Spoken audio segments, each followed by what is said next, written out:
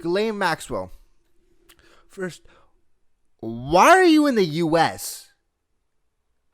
Your partner was the world's most famous pedophile ever. Maybe there's some Greek guy hundreds of years ago that beat him, but in terms of what we know right now, he's the biggest pedophile in the world. Why are you staying in the U.S. where you were wanted? There's a documentary on Netflix talking about how you comforted these girls and you lured them into this ring. None of this is right.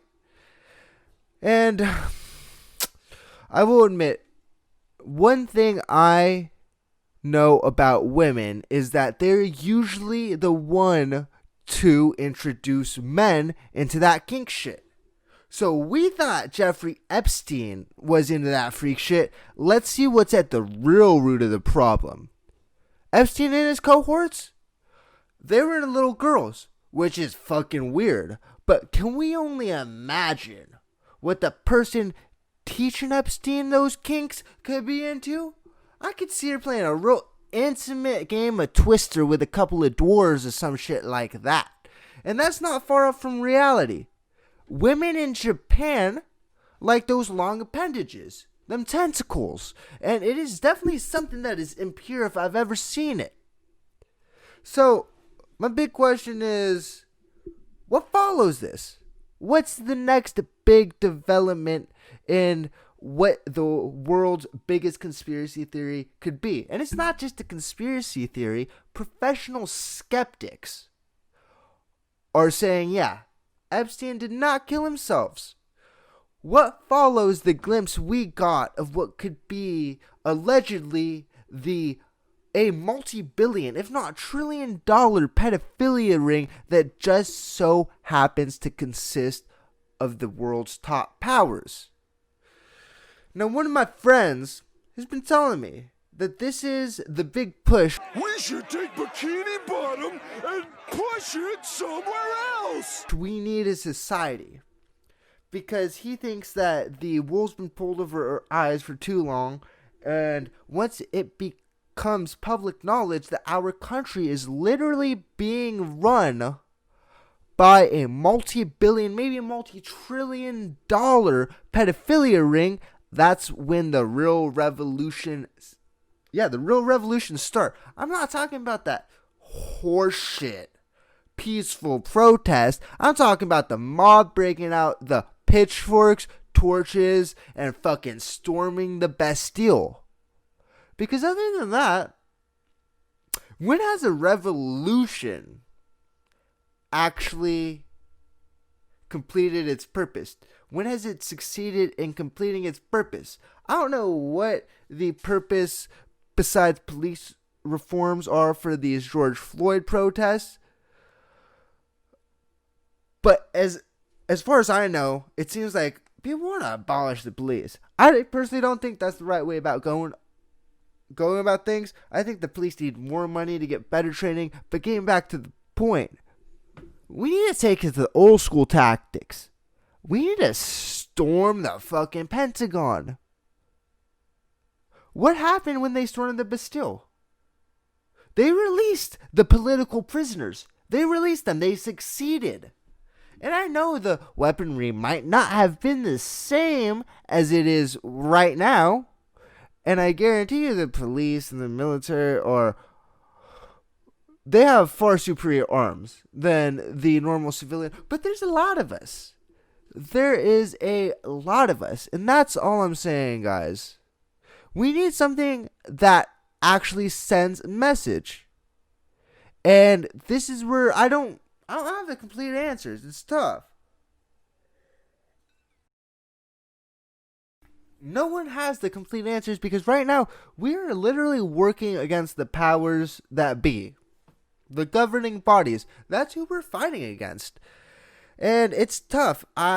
One thing I was thinking of is, there's two things I was thinking of, and they're very far-fetched, very radical. The first is releasing a lot of dangerous animals into the public.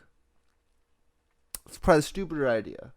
I didn't put a lot of thought into it, but think about the damage that could be done. That's the point I'm trying to get across. The second is we could create a new sexually transmitted disease. It's not like we don't have any experience creating one. AIDS. We could create a new one, but we could use it for our benefit. What this sexually transmitted disease does is we give it to children, but it's I think it's malign, but it's benign to children. So the disease doesn't actually do anything. And you have to think, women, like children that are not of the age of majority, if they want to do some strange, who are we to say they can't?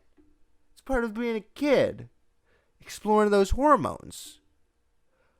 But it's completely wrong if an older male wants to do the strange with that younger male or female.